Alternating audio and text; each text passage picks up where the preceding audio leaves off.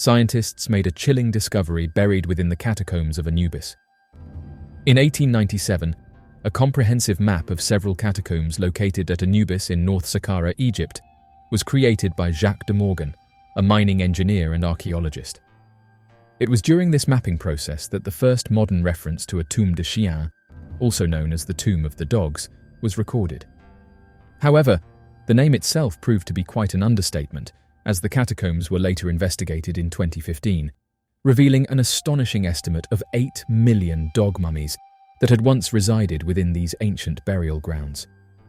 This discovery not only sheds light on the remarkable significance of these catacombs from an archaeological perspective, but also highlights the deep-rooted connection between the ancient Egyptians and animals.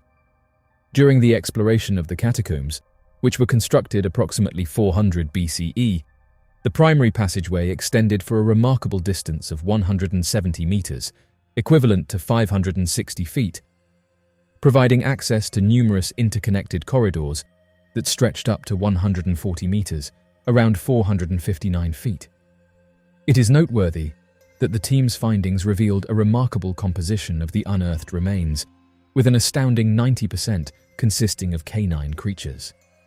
In addition to dogs, the team also came across the presence of jackals, cats, mongooses, and foxes within the catacombs. The animals, a vast majority of which were seized by grave robbers and repurposed as fertilizer by industrialists, would have been presented as offerings to a deity. In particular, concerning the dog catacombs, it is highly probable that these offerings were intended for Anubis, the Egyptian god with the head of a jackal. Such an act was likely motivated by the desire for divine favor, seeking good fortune, or expressing gratitude. This practice outlined a profound belief in the notion of reciprocation with the divine, whereby these animals were revered and bestowed upon the gods. According to renowned archaeologist and Egyptologist Salama Ikram, each mummy discovered in ancient Egypt held significant symbolism, representing a gift given by a pilgrim to the god. In modern times, this tradition has transformed, as people now visit churches and light candles as a symbolic act. In ancient Egypt, the people had a strong and enduring commitment to their religious beliefs. As a testament to their unwavering dedication, instead of simply lighting a candle as an offering, they would present a mummy.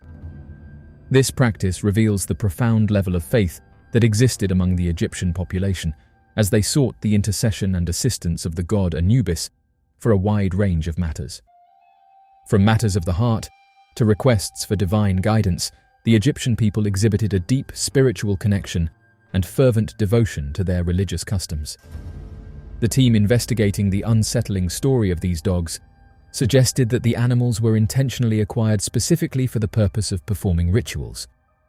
In their comprehensive research paper, the authors suggest that the probability leans towards the existence of numerous puppy farms situated in close proximity, specifically in the area of Memphis and its surroundings. These facilities likely served as primary sources for the majority of the animals involved in the study. Due to the absence of written documentation, the exact circumstances surrounding the burial of the dogs in the catacombs remain uncertain. There are two possible scenarios that could explain this phenomenon. Firstly, it is plausible that pilgrims would visit the temple and present a payment to have a dog sacrificed and subsequently buried as an offering. Alternatively, it is also conceivable that individuals had to acquire the dogs prior to their arrival at the temple and then proceed to perform the sacrifice and burial rituals themselves. Without concrete evidence, it is challenging to determine which of these scenarios is more accurate. The team states that although the lifespan of this creature might have been brief, its passage to the realm beyond was destined to be a positive one, with an eternal afterlife awaiting it. They further suggest that it is crucial to refrain from evaluating this discovery through the lens of modern sensibilities. By delving deeper into this matter, we can comprehend the significance of the creature's journey and the cultural context surrounding the animal's life. Anubis, the deity revered by ancient Egyptians, holds significant roles in their belief system. Not only is he associated with the sacred practices of embalming and funeral rites, but he also safeguards tombs and serves as a guide to the afterlife. Additionally, Anubis holds the esteemed position of being the patron god for lost souls and the vulnerable. Stemming from the jackal god Wepwawet, Anubis has been worshipped for countless ages. Anubis's representation can be observed on the tombs of Egyptian rulers from the earliest known period, the First Dynasty of Egypt. However, it is evident that Anubis had already garnered a devout following prior to this era, given that he was invoked on the walls of tombs for protective purposes. It is believed that his origins date back to the pre-dynastic period in Egypt, in response to the nuisance caused by wild dogs and jackals disturbing newly buried bodies. The ancient Egyptians firmly believed that a formidable deity in the form of a canine was the most effective guardian against scavenging canines. Thus, Anubis, the powerful god associated with mummification and the afterlife, emerged as the preferred supernatural entity to safeguard their deceased loved ones. In ancient Egyptian mythology, Anubis, the god associated with the afterlife, was often represented in two primary forms. One depiction shows him as a black canine, combining the features of a jackal and a dog, complete with pointed ears. Another portrayal presents him as a muscular man with the head of a jackal. The choice of the color black for Anubis was not based on the actual color of Egyptian dogs or jackals, but rather on its symbolic significance. Black, in this context, represented both the decaying nature of the human body and the fertile soil of the Nile River Valley, which symbolized regeneration and life. As a result, the powerful black canine image of Anubis served as the guardian and protector of the deceased, ensuring that they received their rightful burial rites and standing by them in the afterlife to facilitate their resurrection. Prior to the rise of Osiris in the Middle Kingdom, a prominent figure, known as the First of the Westerners, held a significant position. The title, First of the Westerners, indicated his role as the ruler of the deceased, as the term Westerners in ancient Egyptian culture referred to the souls who had departed to the afterlife, lying in the direction of the sunset. This individual symbolized the concept of eternal justice, aligning his association with this principle throughout his reign. Even after Osiris superseded him as the primary deity in this realm, the title continued to hold honorary significance for him. In ancient times, Anubis held different positions in the Egyptian pantheon. Initially, he was believed to be the son of Ra, the sun god, and Hesat, who was associated with Hathor. However, as the Osiris myth gained prominence, Anubis came to be regarded as the son of Osiris, the god of the afterlife, and Nephthys, who happened to be his sister-in-law. Anubis played a significant role in the realm of the underworld, making him one of the earliest Egyptian deities to be depicted on tomb walls. People invoked his protection for the deceased, and he was commonly portrayed attending to the body of the king, overseeing the rituals of mummification and funerals. In the afterlife, Anubis could be found standing alongside other prominent gods, such as Osiris and Thoth, during the weighing of the heart ceremony in the Hall of Truth.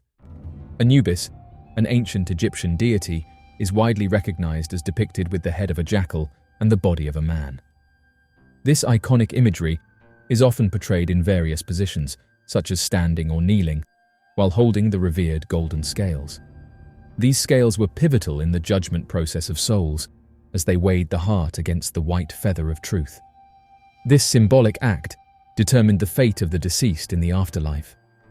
Additionally, Anubis is closely associated with his daughter, Khebet, also known as Khebet.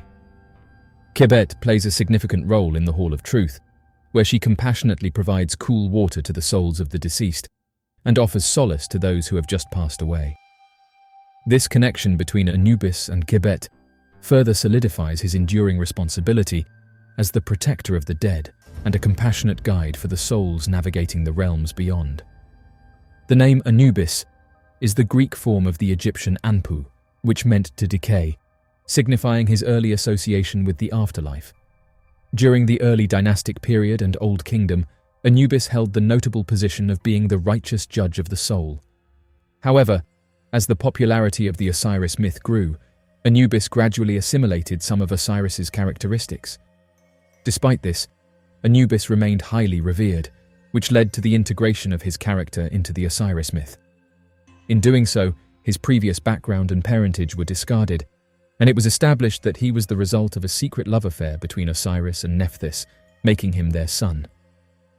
According to the narrative, an intriguing story unfolds where Nephthys, the wife of Set, is captivated by the mesmerizing beauty of Osiris, who happens to be Set's own brother. Although Anubis is widely depicted in Egyptian artwork throughout its rich history, he does not hold a prominent role in many mythological narratives.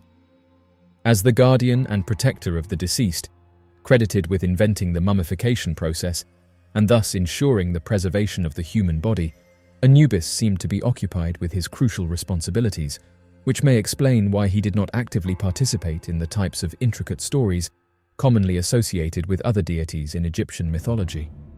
Instead, stories about Anubis tend to align with the one Geraldine Pinch recounted earlier, emphasizing his role as the enigmatic guardian of the deceased. This emphasizes that Anubis's significance lies not in his involvement in expansive myths, but in his vital function within the realm of the afterlife. The unfinished obelisk and the mysteries of ancient Egypt.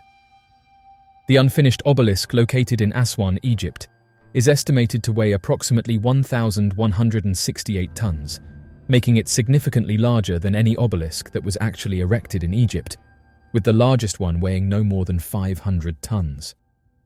There are a multitude of quarries in Egypt. However, the Aswan region was the favored source for granite. In fact, one of the earliest recorded supervisors of the Aswan quarry, a certain Hori employed by Ramses III around 1170 BC, played a significant role in overseeing its operations. It is worth noting that the red, grey and black granite obtained from this quarry was not only utilized in the construction of the pyramids and the Valley Temple on the Giza Plateau, but its usage predates Ramses III's era. This remarkable stone was skillfully fashioned into the casing stones for the pyramids of Khafra and Menkaure, the substantial 70-ton lintels positioned above the king's chamber, as well as an assortment of sarcophagi, columns, and megalithic blocks scattered across the plateau and beyond. Interestingly, the casing stones adorning Menkaure's pyramid have stirred up some controversy. Through the application of an innovative technique known as optical thermoluminescence, Robert Temple and his colleagues concluded that these stones can be dated back to a period between 3590 to 2640 BC, considerably earlier than Menkaure's reign. This finding potentially supports the notion that the pyramids were constructed several centuries prior to the reign of King Menes, considered to be the first pharaoh around 3100 BC. Moreover, this revelation also pushes back the timeline of the Aswan quarry's existence, establishing its presence on a much earlier timescale than previously believed, as it was the primary source of the stone used in the construction of these ancient wonders. As of right now, many questions remain, and one that keeps being asked is how did they execute such a monumental task? To illustrate the technique employed in quarrying the granite, numerous diorite pounding stones are strategically scattered throughout the site. Diorite, only slightly harder than granite, served as the choice material for this purpose. Various engineers, including Egyptologist Mark Lehner, conducted experiments by pounding granite with diorite balls to gauge the time required for extraction. Estimates reached as high as 8 months to release the obelisk from its bedrock prison. However, engineer Christopher Dunn's calculations suggest that completing such a feat would have likely necessitated a significantly longer time frame, posing immense challenges to the laborers working under cramped conditions. Furthermore, beyond the extraction process, the obelisk had to be detached, raised, and transported to its final destination. A multitude of obelisks, situated not only across Egypt but also in other countries, continue to mystify researchers regarding their purpose and function. Nonetheless, the origin of these awe-inspiring monuments has been traced. Even the most rational engineers cannot help but speculate about the implementation of advanced machinery, as tangible evidence can still be observed at the site. On the other hand, some researchers propose that sound or intriguing sonic technology might have been employed to quarry, carve, and levitate these imposing stones. Another theory put forth by Chris Dunn is the existence of stone-cutting machines in ancient times. The peculiar tool marks present on a significant portion of the stone found within the quarry bear a striking resemblance to scoops of some kind. This particular style of carving, however, does not align with the known methods used to create diorite pounding balls. An expert named Chris Dunn has put forth a fascinating theory regarding these markings, suggesting that they may have been the result of a massive belt sander connected to a JCB or excavator-like device. While multiple theories exist to explain the origin of these marks, all we have remaining are the diorite balls, bronze chisels, stone implements, and an intriguing mystery yet to be unraveled. Marcus Allen, the esteemed editor of Nexus magazine in the United Kingdom, is well versed in the sophisticated technology employed by the ancient Egyptians. Drawing upon his expertise, Allen posits that the diorite balls might have served a different purpose altogether. He proposes that these robust balls could have been utilized for rolling and transporting large stones, leveraging their durability that surpasses that of granite. Their unique properties would allow for the even distribution of immense weight over short distances, such as when maneuvering enormous blocks near the banks of the Nile River, potentially onto nearby boats. This comprehensive exploration delves deep into not only the possible origins of the tool marks, but also the alternative use for the diorite balls, enriching our understanding of the advanced technology employed by the ancient Egyptians. This massive obelisk, believed to have been abandoned due to a visible crack on its surface, raises intriguing questions. Chris Dunn wonders why this perfectly prepared megalithic rock was never quarried or repurposed for future projects. Additionally, there are drill holes on the top surface, indicating the possibility of marking out a smaller obelisk. Interestingly, these markings also intersect with the aforementioned crack, which archaeologists suggest as the reason for its abandonment. However, it begs the question, why would they initiate the process of cutting out another smaller obelisk while aware of its existing flaw? Dunn proposes an alternative theory, suggesting that the crack occurred much later and that the monolith was left there long before its appearance, indicating abandonment rather than an immediate response to the crack. Delving deeper, the ancient Egyptian rituals and customs allude to the belief that obelisks possessed unique powers or spirits, which might have rendered this particular granite piece unusable. It is plausible that, due to its association with power and spiritual energy, the obelisk had to remain untouched in its original location. It is possible that this fact was overlooked, perhaps by the Romans, when they began marking out the smaller obelisk. Within the vast expanse of Egypt, a multitude of artifacts and structures bear witness to the existence of highly advanced technology, a subject that has captivated the renowned specialist Chris Dunn. However, it is worth noting that long before Dunn's extensive research, a British archaeologist had already made strikingly similar observations.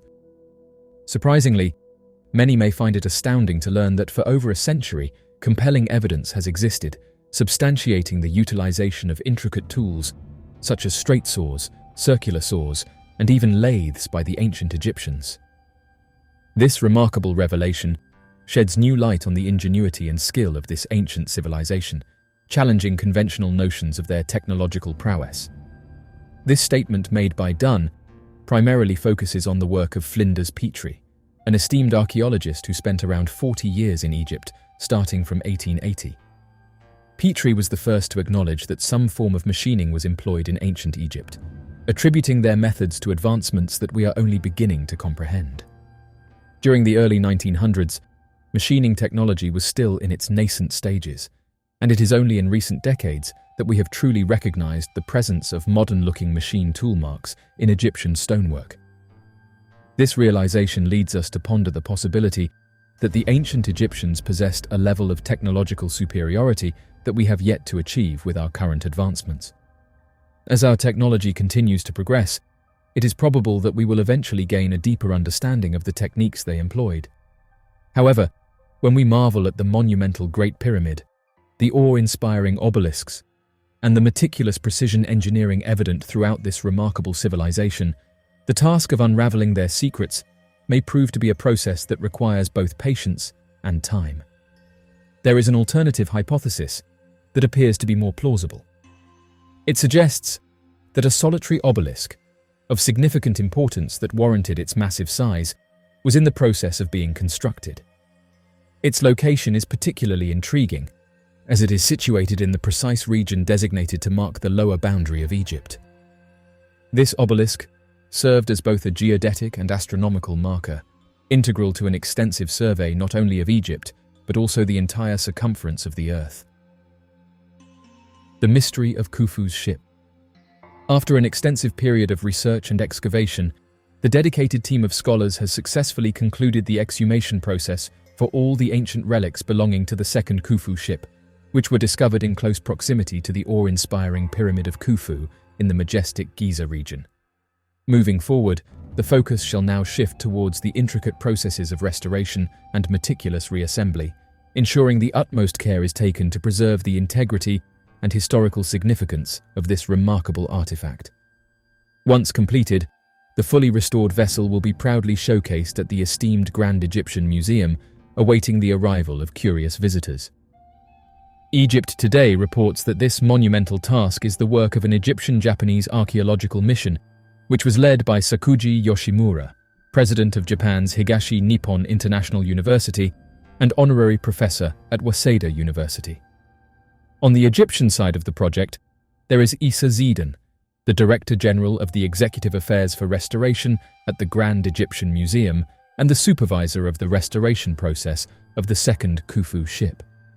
According to Zidane, the leading expert in archaeology, the team involved in the excavation process has successfully recovered a staggering collection of approximately 1,700 wooden fragments from a total of 13 distinct layers within the pit that housed the esteemed second Khufu ship. Gradually, the dedicated researchers have diligently worked on meticulously documenting and recording each of these remarkable pieces, alongside commencing their initial restoration procedures. Thus far, an impressive number of 1,343 fragments have been meticulously transferred to the renowned Grand Egyptian Museum, heralding the onset of the second phase of the comprehensive restoration process. As reported by Daily News Egypt, the Japan International Cooperation Agency has generously allocated a remarkable $3 million grant to Egypt. The purpose of this grant is to support the experts involved in the meticulous final restoration work and reassembly of the historic second Khufu ship. After the team has finished their thorough analysis to assemble the ship and all the necessary final restoration work has been completed, the second Khufu ship will be showcased alongside the first Khufu solar ship. This exhibition will take place in a brand new structure, currently under construction, specifically designed to house these historical artifacts at the Grand Egyptian Museum. The aim of this elaborate project is to provide a comprehensive and detailed display, offering visitors a deeper understanding and appreciation of these ancient vessels. Over the years, experts in the field have dedicated considerable time and effort to meticulously examine and study the ship, resulting in valuable insights and discoveries. A significant example illustrating this is the unearthing of metal hooks during the excavations of Khufu's second solar boat close to the iconic Great Pyramid of Giza in 2016. This discovery serves as concrete proof that the ancient Egyptians possessed a far more sophisticated level of technological prowess in boat construction than was previously assumed. According to a report, recent excavations near the Great Pyramid of Giza have uncovered a significant piece of wood that has provided fascinating insights into ancient Egyptian shipbuilding practices. This remarkable artifact has brought to light the earliest known evidence of metal usage in boat construction by the people dwelling along the Nile River. The archaeological findings have brought attention to circular and U-shaped metal hooks that were discovered within a boat fragment, which was originally unearthed back in 1954 by Kamal el-Malak, together with the well-known solar ship of Khufu. The presence of these metal hooks in the boat suggests a level of technological innovation and craftsmanship that was advanced for its time, shedding further light on the ancient Egyptians' skill and expertise in maritime pursuits. This discovery has significantly enriched our understanding of the history and development of shipbuilding in ancient Egypt. Both boats have remained undisturbed since the time they were interred in Giza. These remarkable vessels, commonly referred to as solar ships, were purposefully buried in excavated pits located in close proximity to royal burial sites. Scholars contend that these sacred vessels were utilized in elaborate funeral rituals, possibly as a component of the pharaoh's grand procession. Furthermore, they have been intricately linked to the ancient Egyptian belief in the transcendence to the afterlife. The preservation and unearthing of these ancient solar ships offer invaluable insights into the rich cultural and spiritual practices of ancient Egypt, shedding light on their profound reverence for the journey beyond mortality. The wooden artifact in question is characterized by its impressive dimensions, measuring 8 meters in length, approximately 25 feet, and boasting a width of 40 centimeters, around 16 inches. Additionally, its substantial thickness is measured at 4 centimeters. This remarkable piece holds significant historical value as it represents a groundbreaking discovery in the realm of ancient Egyptian naval artifacts. Notably, Mohammed Mustafa Abdelmegid, an esteemed official from the Ministry of Antiquities, highlights its unique nature as the first known example of an ancient Egyptian boat fragment that incorporates metal components. The solar vessel attributed to Khufu is not only one of the oldest, but also the largest boats from ancient times. With a remarkable length of 43 meters, or 140 feet, and a width of 5.9 meters, or 19 feet, it stands as a magnificent example of ancient shipbuilding expertise. This extraordinary vessel serves as a captivating testament to the craftsmanship of the past and the ingenuity of the builders who created it. The unearthing of ancient Egyptian boats is a relatively uncommon occurrence, although a handful of notable instances of these ceremonial vessels have been documented. The revelation and analysis of these artifacts have provided valuable insights into the construction techniques employed, revealing striking similarities to the shipbuilding methods employed for navigating the Nile. This in-depth exploration of these ancient boats has significantly enriched our understanding of their construction methodologies and shed light on the intricate processes involved in their creation. The Valley of the Golden Mummies. In the year 1996, a remarkable and astounding find took place in Egypt, leaving archaeologists in awe. During the excavation, a vast necropolis spanning an impressive 2 square miles was unearthed, revealing a collection of significant tombs hiding within its grounds. Delving further into the site, a staggering revelation awaited the explorers. 4 of the tombs, upon their discovery, contained a total of 105 mummies, meticulously preserved throughout the ages. What made this discovery even more extraordinary was the presence of exquisite golden masks adorning many of these well-preserved mummies, earning the name Valley of the Golden Mummies for this sacred cemetery.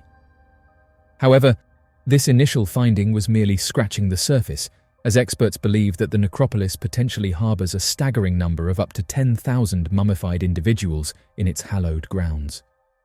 The mummies, which were found at Bahariya Oasis, situated approximately 380 kilometers west of the pyramids, were unearthed by the renowned archaeologist Dr. Zahi Hawass and his team.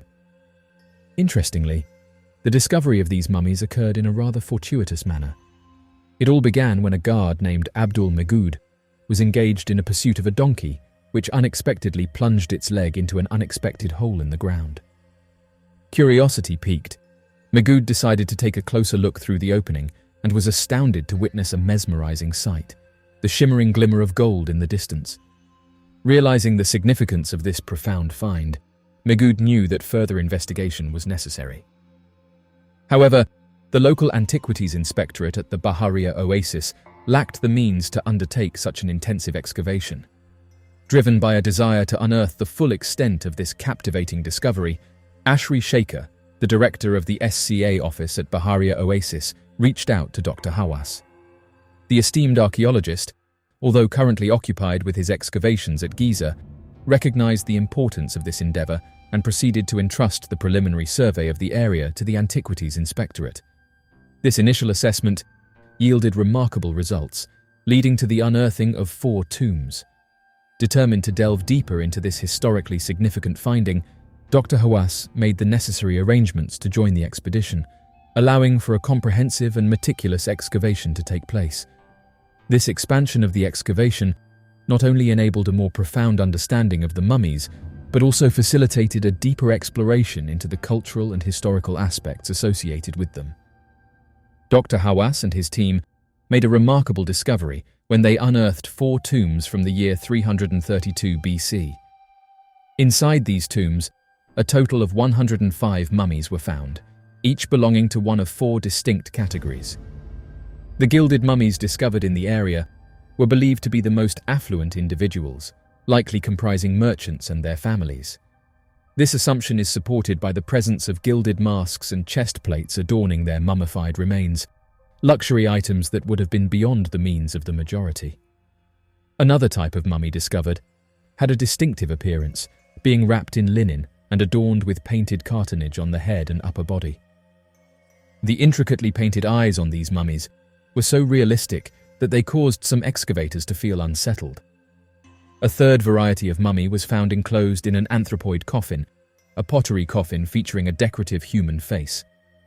Lastly, there were linen-wrapped mummies, noticeably lacking the same level of craftsmanship as the others. These mummies were likely individuals from the lower social strata, reflecting their inadequate resources and status within society. The presence of these various mummy types offers valuable insights into the socio-economic diversity and cultural practices of the region. During the excavation process, an interesting discovery was made: the presence of family burials. In certain cases, entire families were found laid to rest together, a poignant testament to the close bonds that existed even after their passing.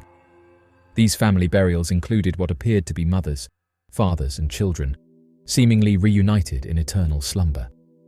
An intriguing find was the burial of a female mummy, positioned with her head turned affectionately towards a male mummy, presumably her loving husband, symbolizing their enduring connection. The attention to detail in these tombs was remarkable. Masks and gilding were present, showcasing the elaborate craftsmanship of the time. The masks contained intricate religious drawings and depictions, further highlighting the importance of spirituality in ancient Egyptian culture. The faces portrayed were meticulously carved, capturing the individuality and uniqueness of each mummy. Apart from the mummies themselves, the excavation team, led by Dr. Hawass, unearthed a plethora of fascinating artifacts. These artifacts provided a glimpse into the daily lives and adornments of the deceased. Pottery, bracelets, earrings, and coins were among the discoveries, each telling its own story. The diverse materials used in the jewelry, such as silver, copper, bronze, faience, and ivory, reflected the wealth and variety of resources available during that era. Of particular interest were the clay statuettes depicting women as mothers, symbolizing fertility and the nurturing role they played in society. These statuettes served as tangible representations of the desire for continued prosperity and the perpetuation of family lineage. Additionally, the tombs housed statues of mourners, meticulously placed to forever mourn the passing of the deceased. These statues were a poignant reminder of the enduring grief and the communal respect for the deceased among the ancient Egyptians. Among the smaller artifacts discovered were delicate glass vessels. The cemetery has yielded a staggering number of over 200 mummies since its initial excavation. Although the lack of inscriptions poses a challenge in identifying each individual mummy, this remarkable discovery has shed significant light on the Romanized Egyptian culture and their intriguing burial practices. The varying methods of mummification observed underscore the social status from which each mummy originated, while the intricate details found on their masks and gilding testify to the meticulous care taken in ensuring a dignified and proper burial for the deceased. It is truly astonishing to think that had it not been for a fortuitous event in 1996, when a donkey fell through the sand, these captivating mummies could have remained concealed beneath the ground indefinitely. Contemplating the vastness of ancient civilizations, it becomes evident that there is an abundance of yet undiscovered treasures, possibly lying just beneath the very surface we tread upon. This realization further deepens our appreciation for the rich and enigmatic history that surrounds us. The mystery site of Cleopatra. The life and demise of Cleopatra were filled with such vivid and extraordinary events that they nearly border on the realm of fiction. This remarkable aspect of her existence did not go unnoticed by renowned literary figures like William Shakespeare, who showcased her story in Antony and Cleopatra, and George Bernard Shaw, who explored her relationship with Caesar in Caesar and Cleopatra. Throughout the course of centuries, Cleopatra has continued to captivate the minds of numerous artists and creators. Her influence spans across various forms of media, including film, stage plays, opera, and in more recent times, she has managed to attract new audiences through television, advertising, and even video games. Currently, there is an exciting development that has reignited the optimism surrounding our quest to uncover the long-awaited burial site of Queen Cleopatra, the renowned final ruler of ancient Egypt. However, we must first delve into the captivating life of this influential figure and explore the intriguing possibility of her active involvement in shaping her own historical narrative. Queen Cleopatra, whose exact resting place has eluded scholars and archaeologists for centuries, is now the subject of renewed interest and research. Her legacy, which continues, it is widely held that Emperor Augustus granted permission for Cleopatra to be interred alongside her partner, Mark Antony, which brings to light the perception of her, even among her adversaries. Additionally, it can be reasonably assumed that, in accordance with her esteemed position as a pharaoh, both Cleopatra and Mark Antony underwent the process of mummification, a preservation technique that involves desiccating the human remains to prevent decomposition.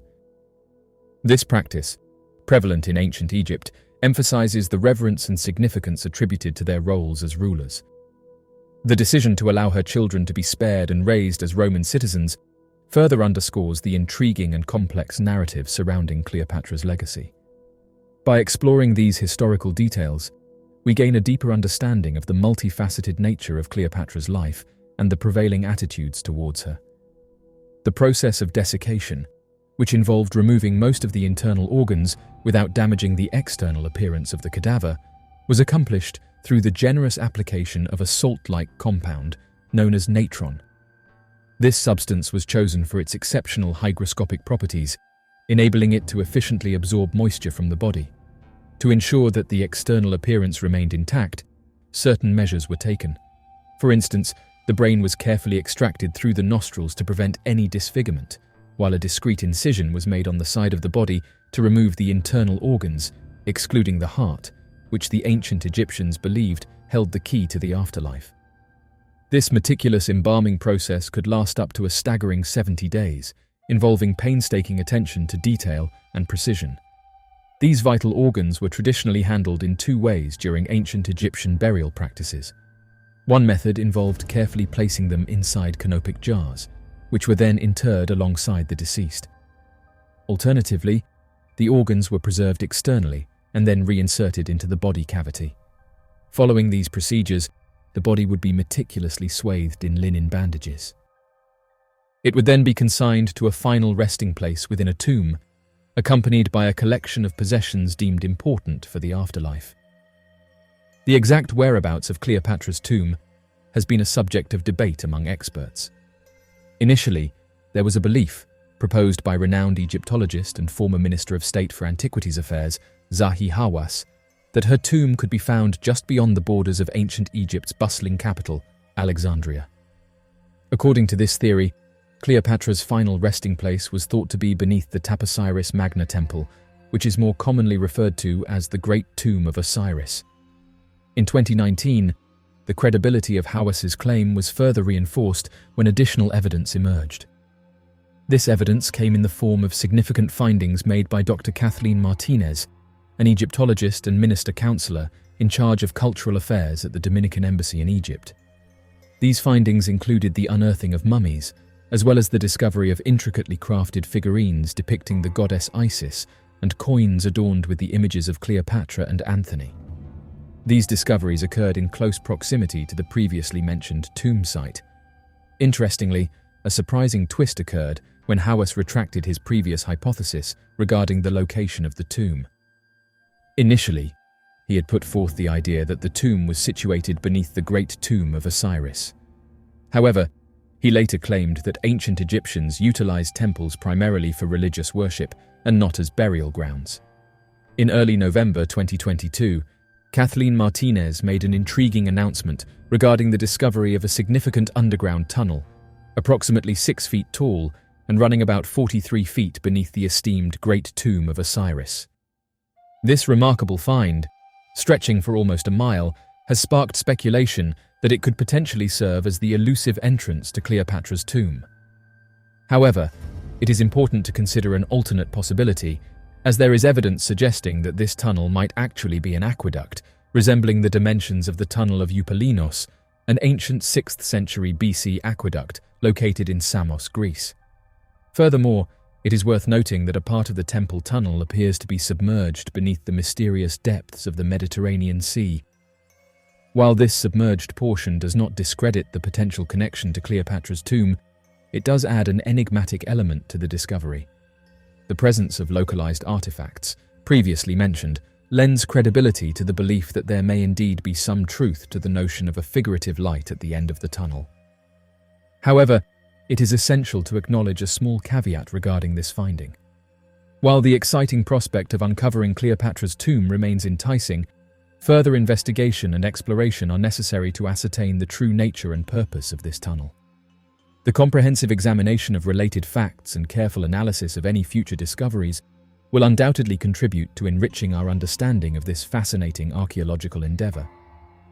Dr. Martinez openly acknowledges the cunning intellect exhibited by Cleopatra, affirming that she managed to outsmart everyone by ensuring that her and Mark Antony's mortal remains were concealed from the Romans and their descendants for all eternity.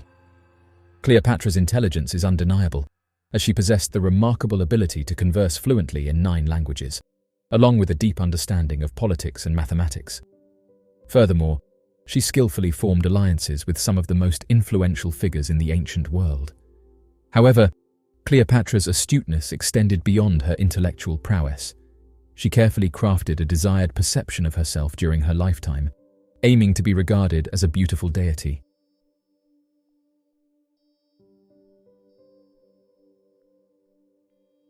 So, what do you make of these Egyptian mysteries?